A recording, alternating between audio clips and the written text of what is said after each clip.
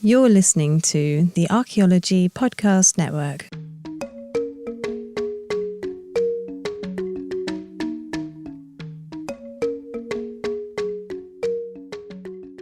Welcome to, episode 107 of a Life in Ruins podcast, where we investigate the careers of those living a life in ruins. I'm here with our guest, Todd Surovell. Connor is not here. He's currently in Colorado. Carlton is actually graduating right now, and Connor and I are flying out tomorrow to surprise him, so this will come out next week, and he doesn't know that yet.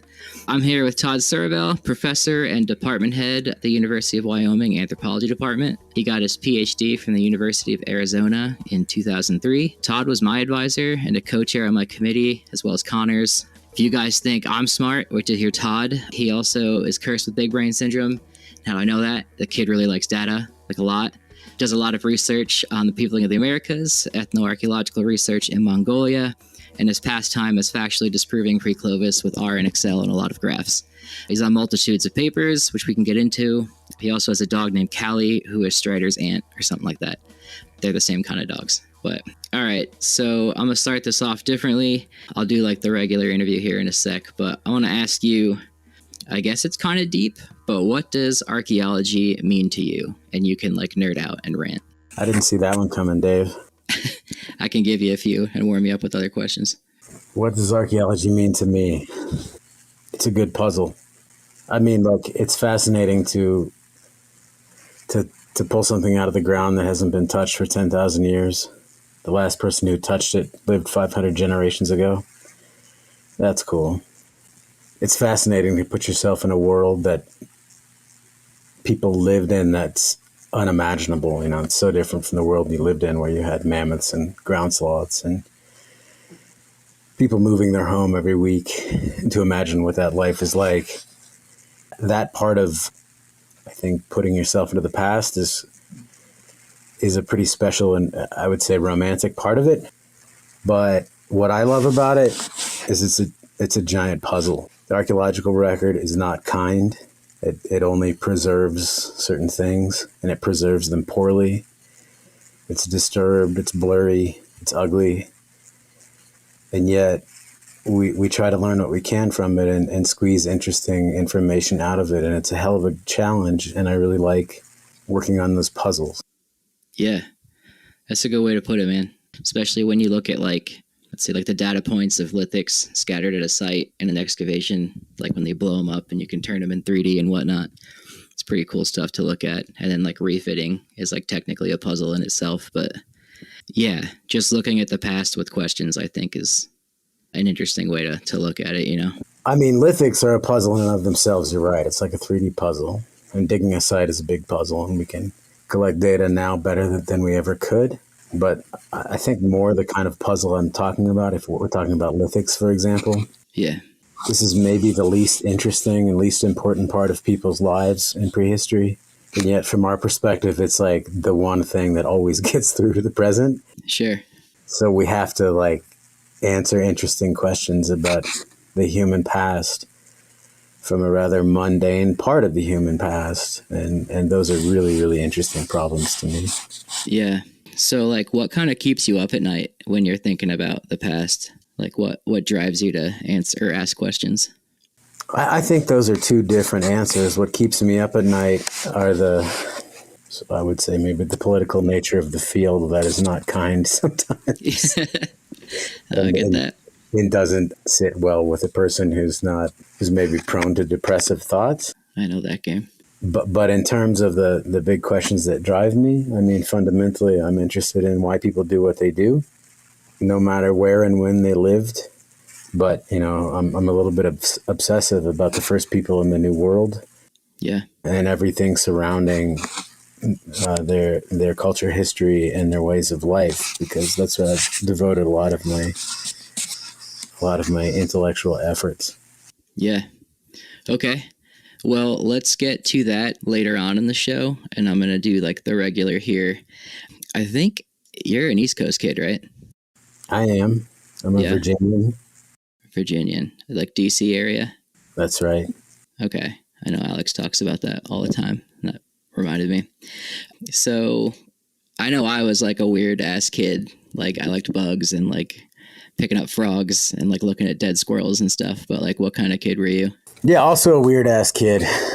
I mean, I developed an obsession with bird watching. Okay. I became a hell of a good amateur ornithologist.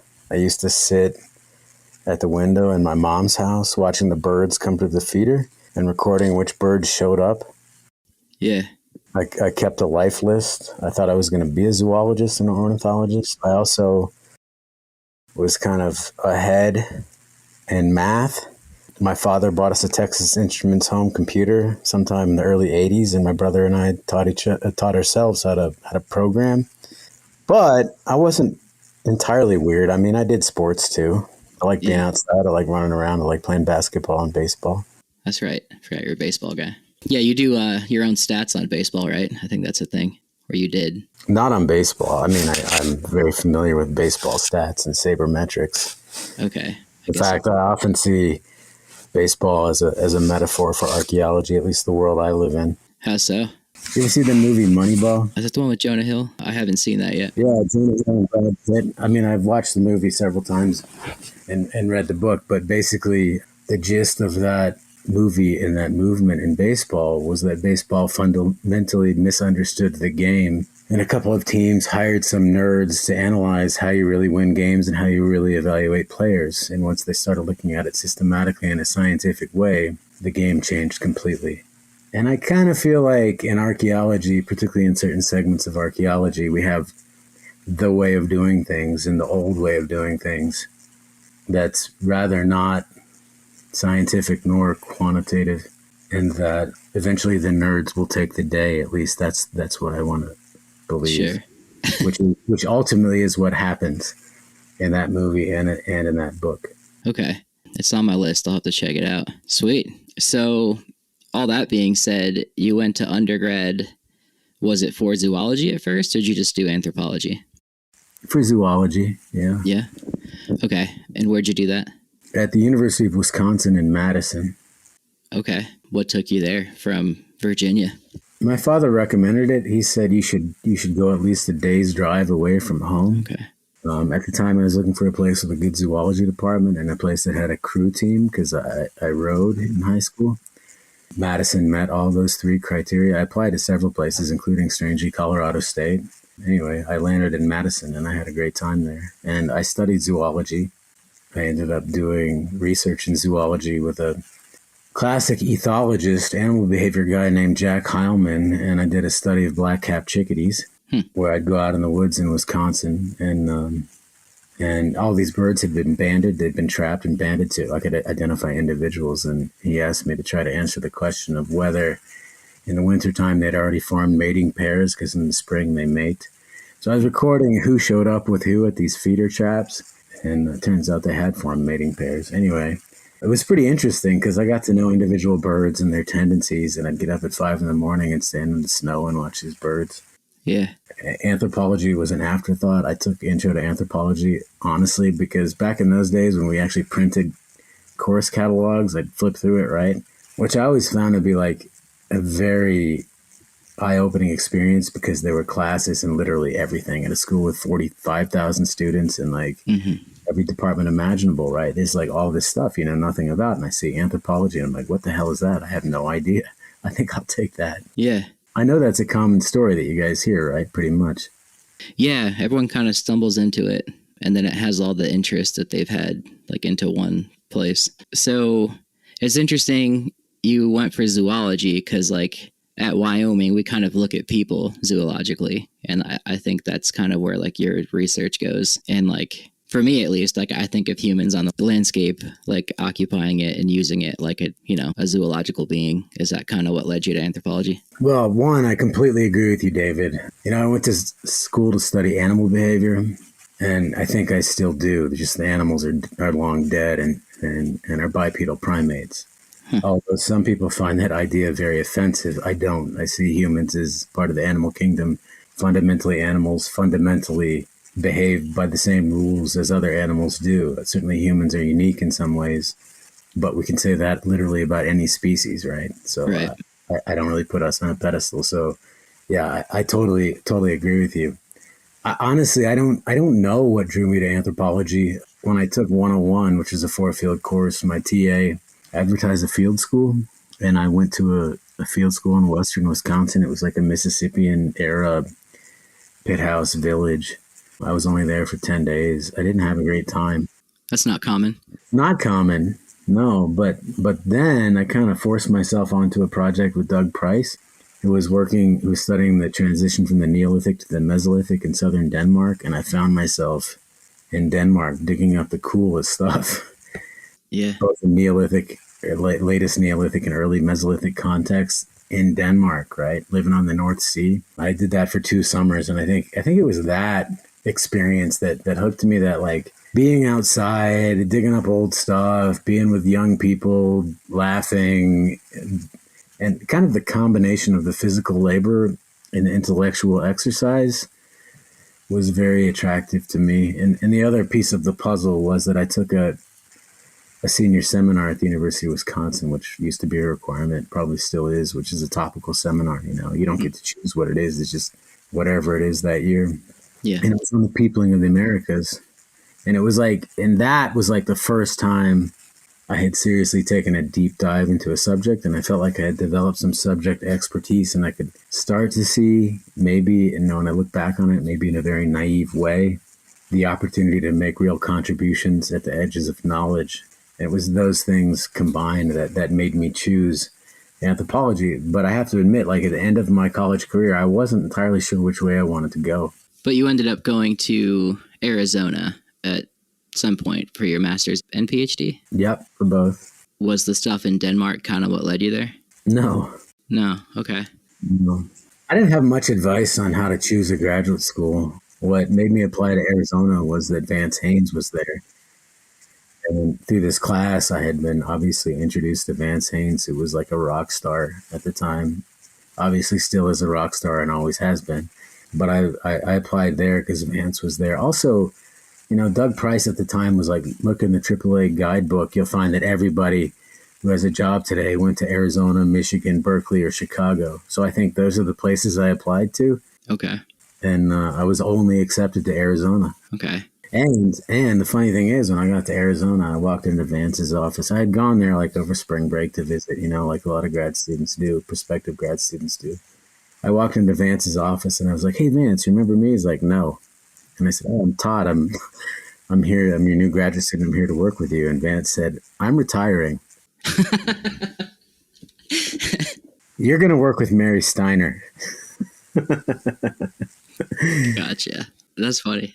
And as disappointed I was in that moment, it was like the best thing that ever happened to me. I mean, I wasn't trained by Paleontologian archaeologists. I mean, I was lucky enough to take a class or two from Vance, and I still work with the guy.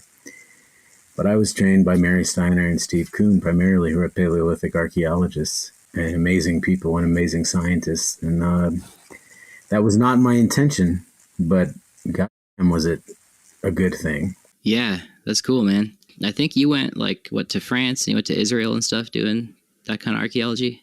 I've never worked in France. Certainly I've visited Paleolithic sites in France. Yeah, I worked in Israel with Mary and Steve for one season. Okay. Was that like Neanderthal stuff? I mostly worked at Hyeneum Cave, which is Middle Paleolithic, at least what we were digging in. I mean, that site goes from the early Middle Paleolithic through the Byzantine, with everything in between, including beautiful Natufian houses and the Byzantine glass furnace and Aurignacian, early Upper Paleolithic. I mean, it's a cool site. We were down in the deep Middle Paleolithic, but then Steve was working at a rock shelter nearby that was Epipaleolithic.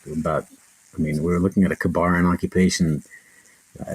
I can't remember, but it's about 20,000 years old, about probably LGM-ish.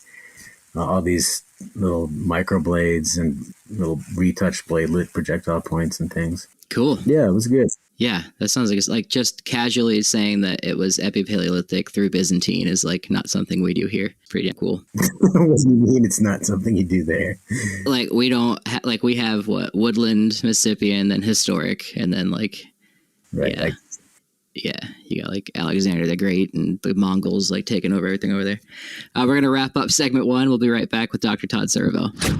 Welcome back to segment 2 of episode, 107 of A Life in Ruins podcast. I'm here with my former advisor, Dr. Todd Surovell, and I guess we're going to talk about your dissertation and your PhD research. Seriously? I guess you could just give us like the elevator pitch of what it was. God, I didn't see that coming.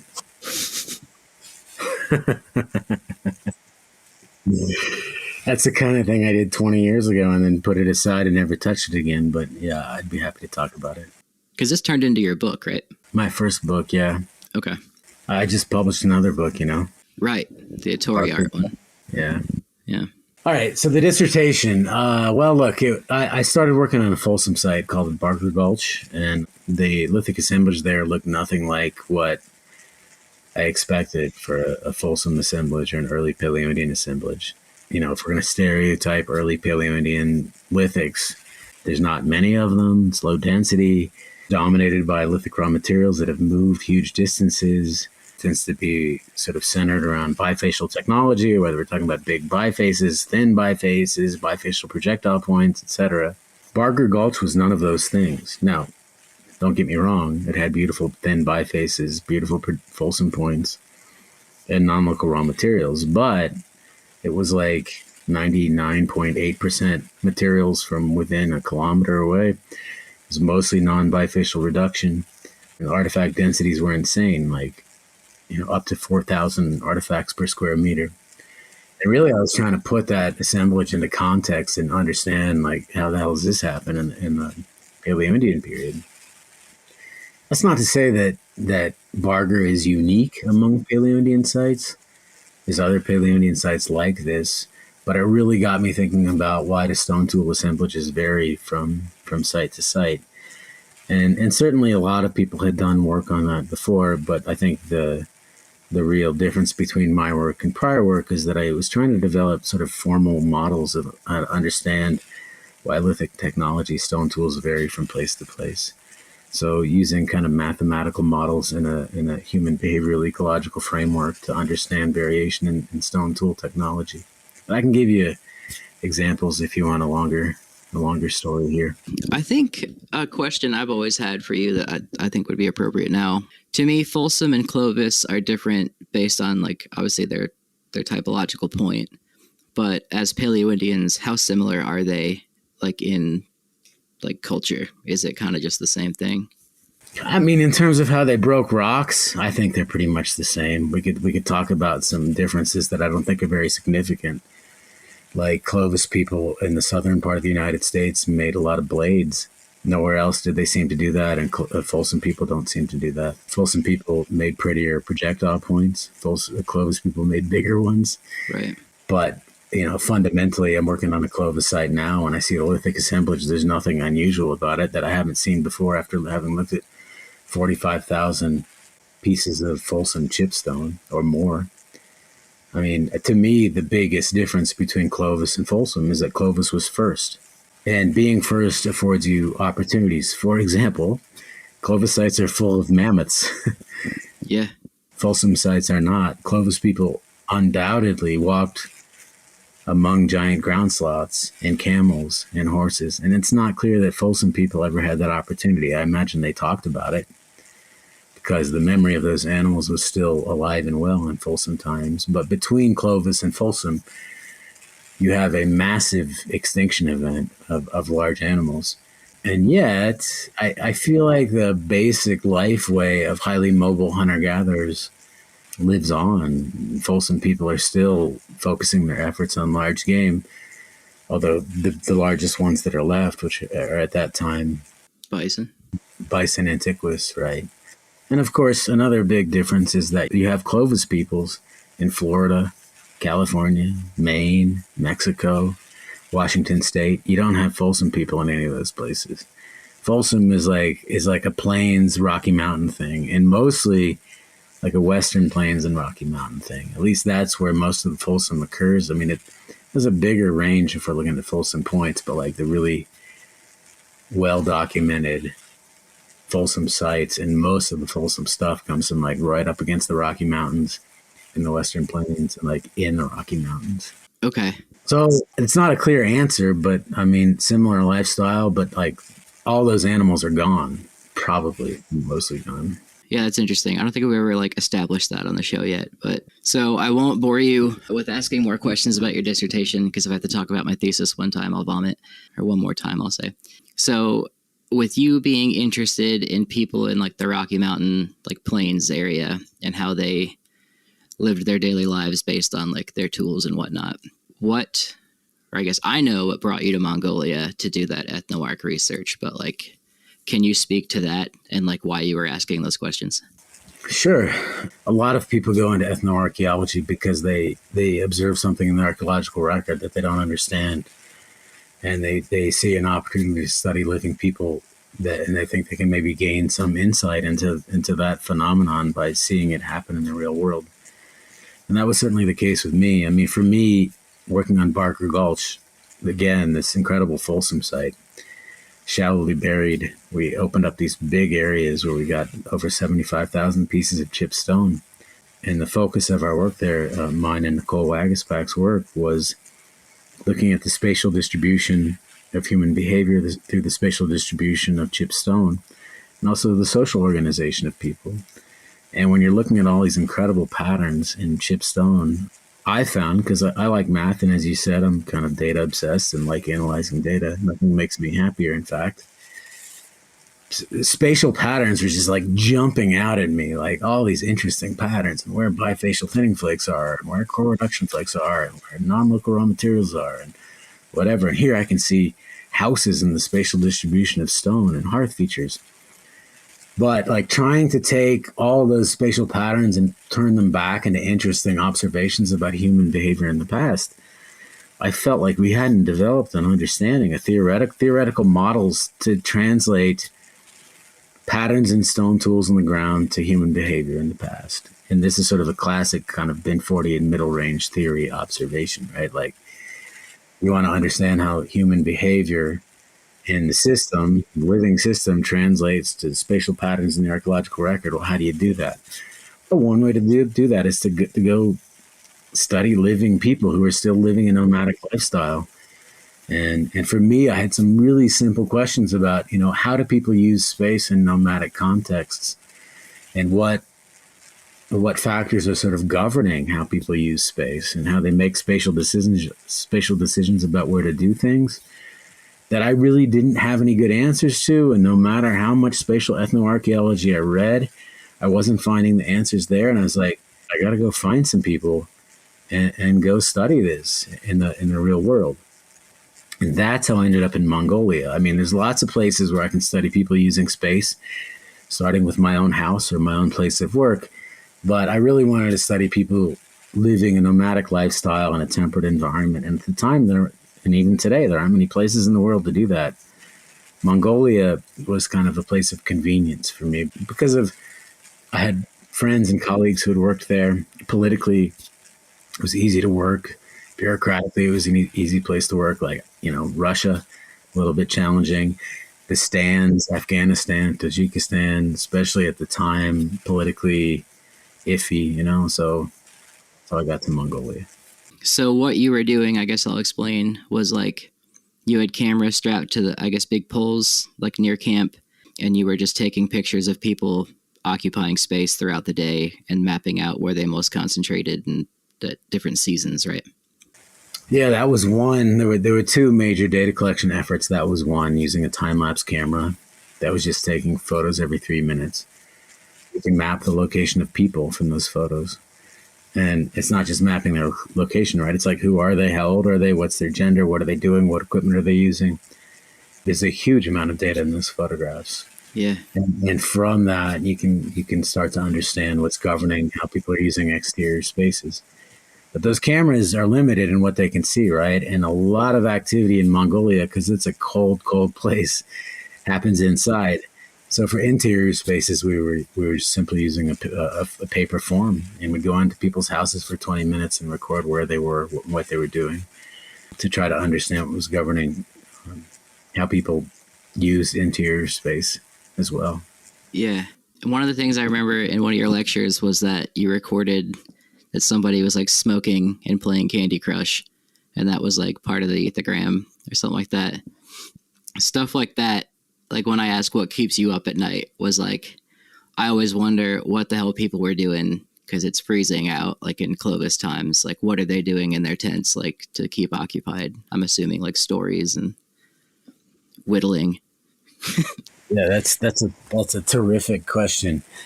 You know, one thing I noticed about Mongolia, living in Mongolia, is not only like how I used my time when you take away the cell phone and the laptop and the television and the podcast. Like, you got to fill your time, right? I tend to fill it in a much more productive way, taking notes and reading books or going for hikes or taking photos, doing things that are, you know, kind of Outlets. I would say, well, yeah, outlets that are but a better use of your time than scrolling through social media, right? And in Mongolia, you know, these folks living in teepees in the Sian Mountains in the middle of nowhere, they had televisions. They had satellite televisions powered by batteries charged by solar panels. And those would come on in the evening. But they spent a lot more time doing things like crafts. And it reminded me of sort of classic Appalachian culture, and I have roots in Appalachia. And, you know, things like bluegrass and music and singing and the way that people used to spend a lot more of their time embroidery, making clothing, repairing things. There's plenty to do if you live in a world where you can't go to Walmart and just buy something that's replaceable or melt your brain in YouTube. Right. So, and also consider like in like the Paleolithic or in Clovis times or whatever, like when the light goes out and you just have a fire, I mean, you're probably sleeping a lot more. You're probably going to bed. You don't have this sort of long nightlife that we have today. When you're in camp, when you're not out doing things, not out foraging or gathering firewood, I mean, there's still plenty to do. Repairing shoes, repairing clothes, repairing weapons, making crafts. I often think about all that like amazing craft work you see in the Upper Paleolithic of carving ivory and stuff, making beads. Like it's a lot of time and effort that goes into that stuff.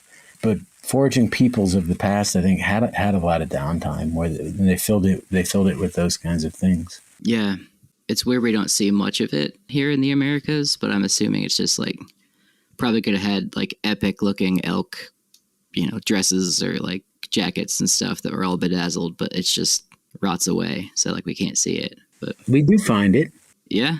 I mean, certainly in the Clovis period, we don't have a lot of that stuff. But I mean, when we do have well-preserved sites, we do find it. There's a lot of beads. I mean, when I'm working in the archaic, for example, shell beads are not hard to find. I found a nice partially drilled piece of steatite or soapstone in a site I was working in recently.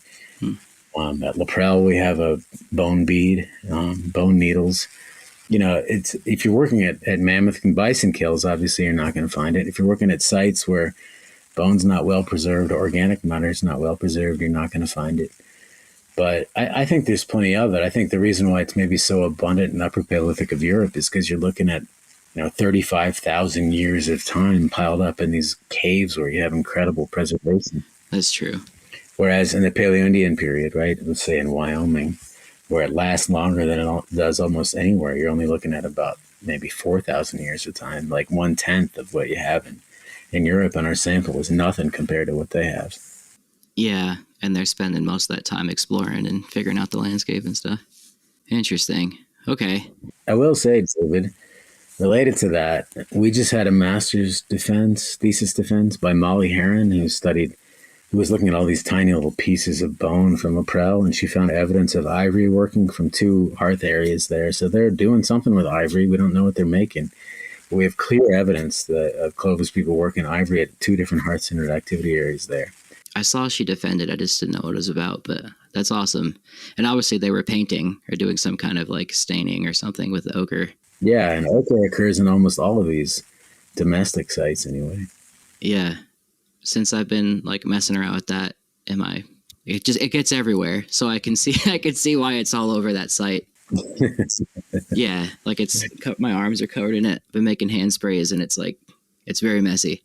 So I think I'll wrap it up at this segment right here. But after this, I want to ask you just like everything about Clovis and Paleo-Indians. So we'll be right back with Dr. Todd Surovell.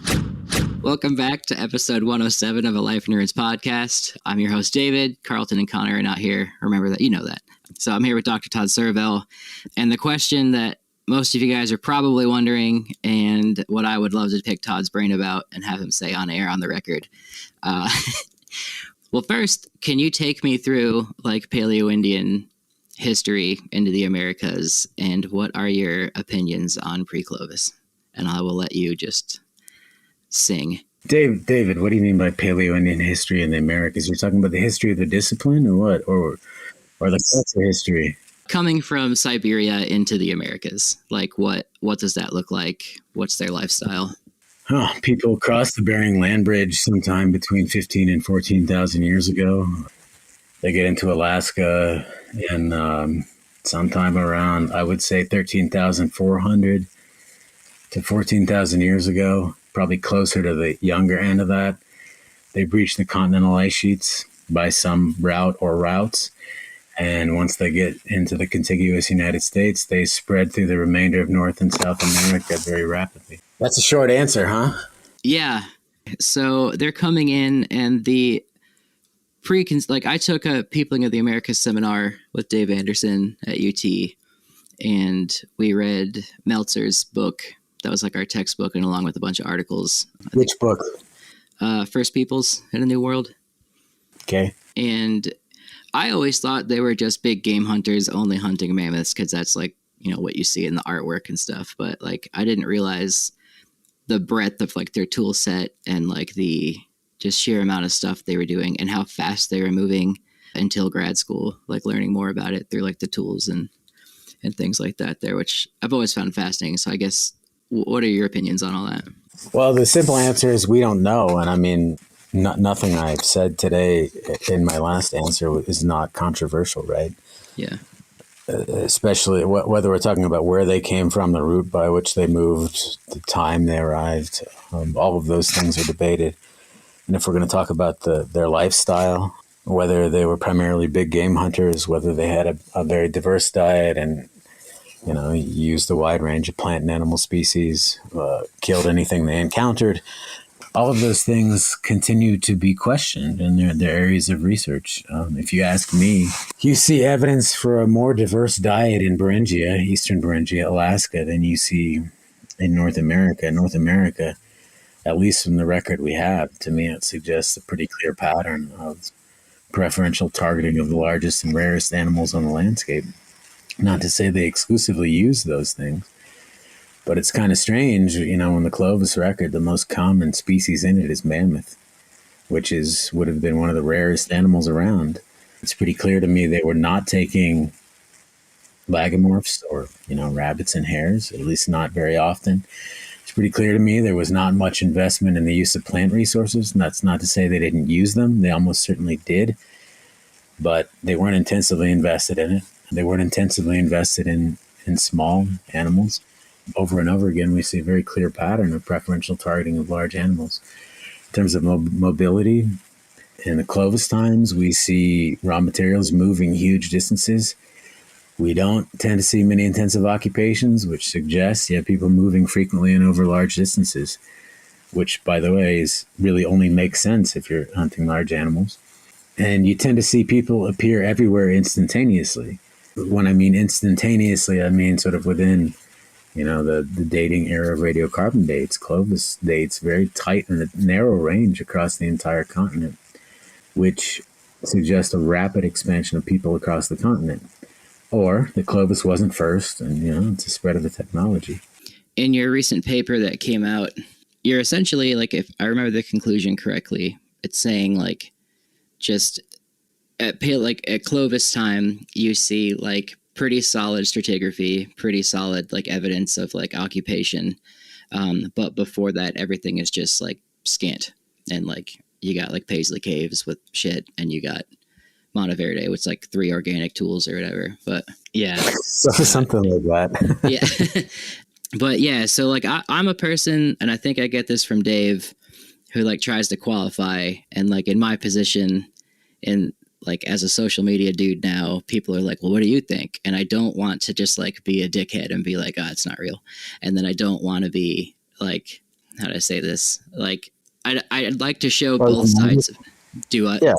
You don't want to be closed-minded. Yeah, but I do swing like a certain way on a lot of topics. You don't want to be partisan. Yeah, I don't want to be partisan either. Although I assume everybody views me as a super partisan. Look, we set out to test a hypothesis, and it was a very simple hypothesis. Well, the hypothesis is Clovis first or not? And if it is, it has a very simple prediction. And if it's not, it has a different prediction. And the way we looked at this was stratigraphic integrity. So the basic idea is we're asking, when do you see a discrete archaeological occupation in the record? And what I mean by discrete is stratigraphically discrete. So I have an occupation with nothing above it and nothing below it, like a clear, definable stratigraphic cultural unit. So if you think about La Prelle, where you've worked, right? I mean, this shit has exploded 50 centimeters vertically, but there's nothing above it and there's nothing below it. It's still like this stratigraphically discrete Clovis occupation where we can say, yeah, this is an event that shows that people were here, right? And the question is, when does that show up in the archaeological record? It's not a complicated question, right? And if Clovis is first, you expect to see it first in Clovis times. If Clovis isn't first, you expect to see that before Clovis times. If Clovis is first, you expect to see it before Clovis in Alaska. So that was the basic idea. And in fact, this study was inspired by the observation that some of these recent pre-Clovis sites, like Cooper's Ferry and Deborah Friedkin and Galt, don't seem to have these stratigraphically discrete occupations. And the reason why that might be a problem is because there's multiple ways to get artifacts into old deposits, right? If I have 16,000-year-old sediments and artifacts in them, one way to get those things to co-occur is for people to have lived there 16,000 years ago. Another way for that to happen is people to have lived there, say, 13,000 years ago, and then pocket gophers dig through a site and move artifacts into older deposits. Okay, so that's kind of the basic idea. So what we did was just compile data from about a dozen sites across North America and look at these patterns in stratigraphic integrity. And what we find is that the Beringian sites, the classic ones, and I'm not talking about Bluefish Caves. We can talk about that if you want. But sites like Swan Point, that's over 14,000 years old, and Broken Mammoth, Holtzman South, Owl Ridge, what's the last one? Dry Creek. What you have in these deep levels is these very beautifully definable occupation surfaces that are older than Clovis. They have chipstone, they have bone, they have hearth features, and you can define them clearly. When you get south of the ice sheets, you don't see anything like that until the Clovis period. We have a large number of artifacts in a stratigraphically discrete occupation. La Prelle wasn't even part of this study, but it has it. We use Shawnee Minisink, which is a beautifully preserved, intact, discrete Clovis occupation, but other Clovis sites have it too. Blackwater Jaw, Murray Springs, Manor, Naco, Miami. I shouldn't say Miami. I don't know that that's the case because the data aren't very good. But all these classic Clovis sites have these very definable occupation surfaces. When we look at Friedkin, Cooper's Ferry, Galt, they don't. And we can talk about other pre-Clovis sites. Cactus Hill in Virginia, the same thing. We don't have a discrete identifiable pre-Clovis layer, at least as far as I can tell. Meadowcroft, sufficient data haven't been published to even address that question, in my opinion. I'm sure Jim Ottavasio would disagree. Monteverde, some people would say, definitely has that. And sure enough, if that's an archaeological site, it is stratigraphically discrete. And if it's that old, maybe Monteverde is the exception. But in my opinion, there are very few items in there that are clearly artifacts. So what you see very clearly, what our study shows is that, look, the archaeological record clearly shows humans are present in Alaska between 13.5 and 14.2. South of the ice sheets, it doesn't show that humans are clearly present until around 13,100 years ago. And again, we could go through all of these sites, like you mentioned Paisley. We can go through all of them and kind of pick them apart. But that's not really what I want to do. What I want to do is, use the scientific method, develop hypotheses that are testable to try to distinguish between these different possibilities. And repeatedly, when I've tried to do this, I always come to the same answer, which is it seems that Clovis is first, and if it's not first, it's damn close to first. And I think you and I have discussed this, but like especially with the footprints coming out now, and like there's a critique to that, which we should probably talk about like on another time. But like if people were here before Clovis, like it just seems like they were exploratory little bands of people. Like there's no, like you're just saying, there's no like concrete stuff. But when you see Clovis, it's just like big boom of culture, like across, like you were saying, like Maine to Mexico. Like it's pretty like distinct, and like that's why I like that paper, because it's just kind of shows the data for that. Yeah, I mean, I think what you're getting at is that the pre-Clovis record is fundamentally different than the Clovis record, which some people would say, so what? It shouldn't be the same. But I mean, I would say the pre-Clovis record is not only different than Clovis, but it's different from everything that follows Clovis, and it's different from everything that precedes Clovis in the Old World. I mean, how many old world sites do you have where you have footprints, you know, and we can talk about Lake Tolly or whatever. Sure. But then like no other archaeological record at that time, or not like an abundant archaeological record at the time. At the time of the Lake Tolly footprints, how old are those? Well, that's like Lucy, right? Yeah. So we don't even have stone tools at that time. But we have to invoke something like that to make these footprints real, right? Like people who are living a completely different lifestyle where they're not using stone tools, you know, where they're not leaving behind hearth-centered activity areas, where they're not leaving behind stratigraphically discrete occupations. And it's not just the footprints, right? I mean, we have the footprints from White Sands. We have the coprolites from Paisley Caves, which are associated with basically no material culture, or very little. We have the footprints from Chuquet Island. We have a footprint at Pilauco in Chile. We have a pit full of crickets in the Great Basin. I mean, this is a weird archaeological record. This is weird, right? I mean, you have dug in lots of archaeological sites. I have dug in lots of archaeological sites from hunter-gatherers and later, right? And we know what archaeological sites tend to look like. They have chipped stone, a lot of flakes. They have hearth features. They have spatial patterning. They have bison bone beds. I mean, those things occur from Clovis until the late prehistoric, right? None of those in pre-Clovis. You couldn't mistake a bison bone bed for something else. Human bodies, right?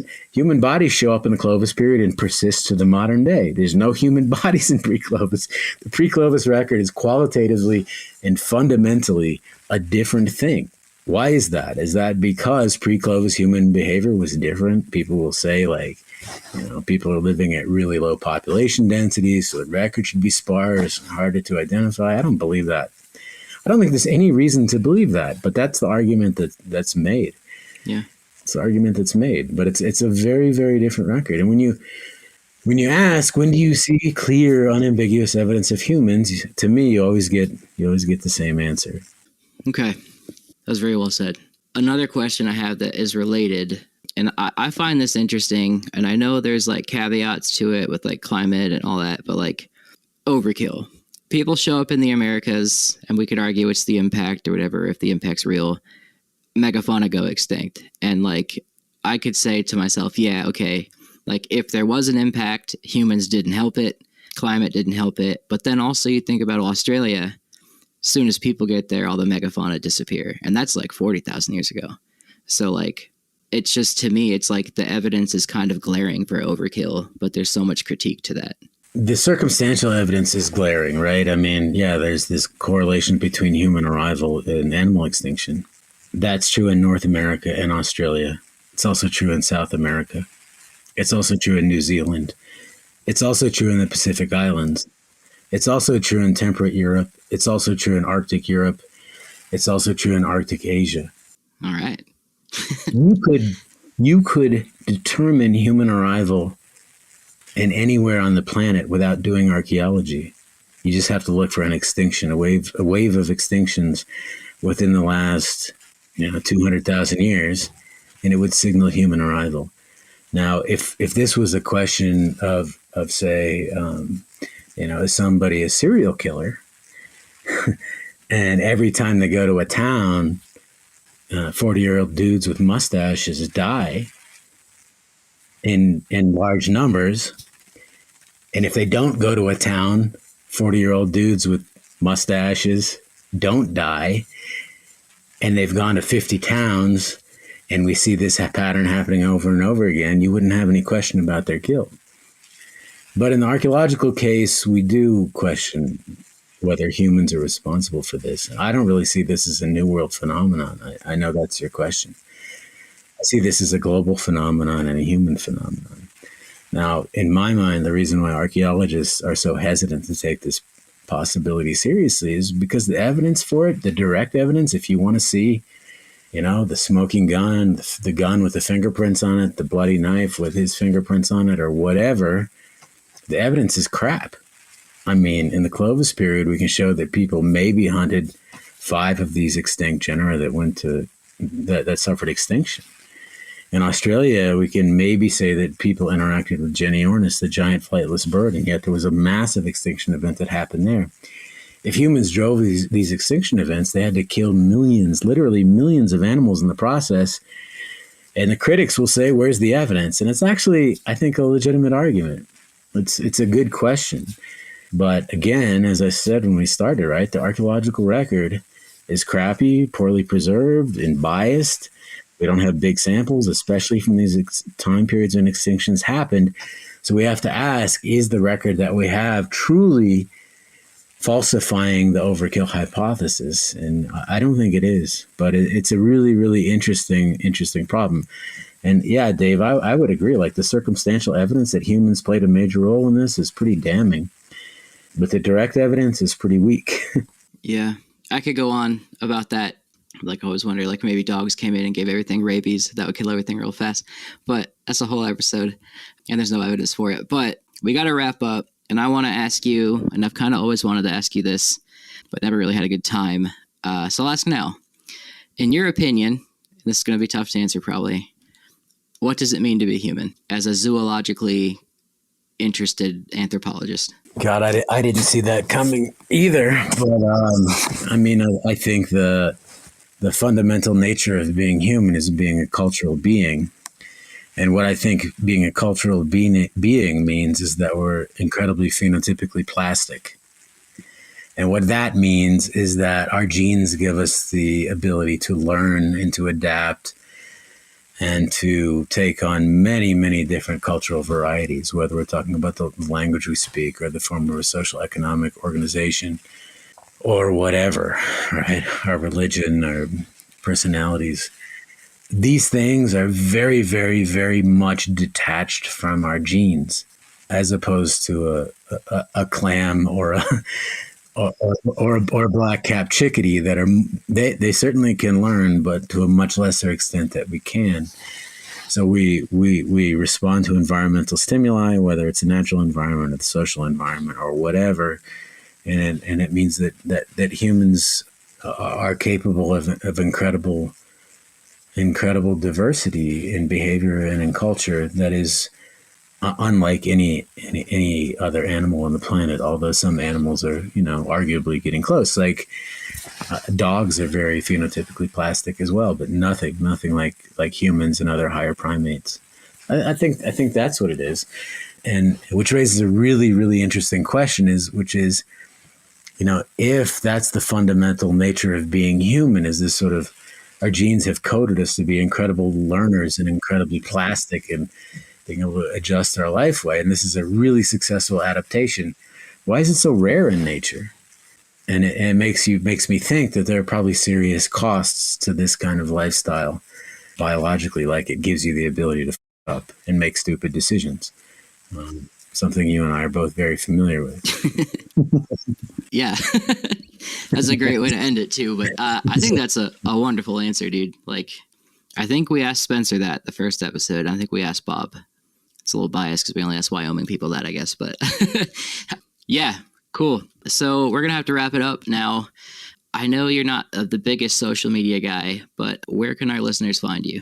Like academia or LinkedIn or MySpace? I have an Instagram account that I don't care if you look at it or not. I have a Facebook account. I have a secret Twitter identity that's not hard to find. Just Google me. I'm everywhere. But yeah, I really don't like putting myself out there. I'm kind of an introvert, which is often misinterpreted, I think. But But look, if anybody wants to talk to me, my phone number's online, my email's online, and I'm happy to talk. Sweet. Yeah, you take some great pictures on your Instagram. I always admired that. Actually, I think, I had called you one day and I asked you, how do I use a camera? You were like, is it mirrorless? And then you broke it down for me. Okay. Before we end, are there a couple sources like books, articles, videos that you'd recommend to anybody? That is a great question. I mean, Dave Meltzer's book, I think, is the Bible on New World colonization, First Peoples in a New World. Dave and I have a lot of disagreements, but that guy is a hell of a scholar and a hell of a synthesizer. That's a really, really good book on the peopling of Americas. No, you know what I would recommend to all the young archaeologists out there is take some math, take some statistics, enjoy it, don't fear it. It can really open your eyes to a new way of understanding the world. That's a very you answer, I think. But yes, I took a coding class from Todd, and it was one of the most challenging classes I've ever taken because I can't understand numbers, but I saw the value in it. And if you guys also did that, you'd probably have a really sweet career because coding seems to be behind everything. And my other friends who code for a living have 401ks and children, so they seem to be doing all right. Cool, man. All right, before you go, I got to tell you one thing. I'm really proud of you guys for this. You are bringing archaeology to the world. You're reaching far more people than I ever would by publishing in, the Journal of Southwestern Wyoming Middle Archaic and Scraper Technology. You're doing it in a really entertaining and thoughtful way. You're bringing positive attention to our program. That being the University of Wyoming Department of Anthropology. And I'm really impressed with everything you guys are doing, and I hope you keep it up. I appreciate that, man. Yeah, I guess I might have mentioned this on the show before, but before I left school, Wyoming, I got a beer with Todd, and I was like, how the hell do I do, I guess, what I'm doing now? And you were like, you just got to do it. Also, my sister works in Hollywood. Here you go. But she just said to make a YouTube. So I appreciate it, man. Yeah, we have fun with the podcast. I didn't expect it to go this far. And our network is just massive with it now, which has been pretty cool. We know a lot of people. So yeah, you're doing good things and you're bringing archaeology to the world. And I feel like, one way to do that is to bring pseudoscience and crackpot crazy things, ancient alien style or whatever. No, but you guys are serious and you take on serious issues. I mean, you're also kind of jackasses and crack a lot of jokes, which I enjoy too. But I mean, ultimately, the goal is to bring archaeology to a public audience, and I think you guys are doing a terrific job of that. Awesome. Well, I appreciate it. I'll pass it on to the guys, but I'm sure they'll hear it when they listen to the episode. So, all right, man. Yeah, thanks, dude.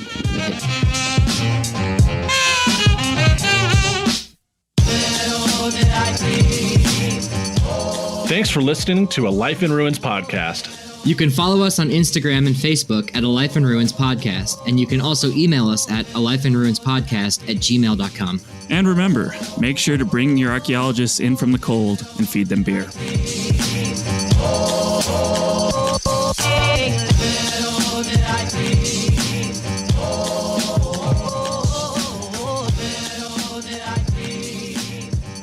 This episode was produced by Chris Webster from his RV traveling the United States, Tristan Boyle in Scotland, DigTech LLC, Cultural Media, and the Archaeology Podcast Network, and was edited by Chris Webster and Rachel Roden. This has been a presentation of the Archaeology Podcast Network. Visit us on the web for show notes and other podcasts at www.archpodnet.com. Contact us at chris@archaeologypodcastnetwork.com.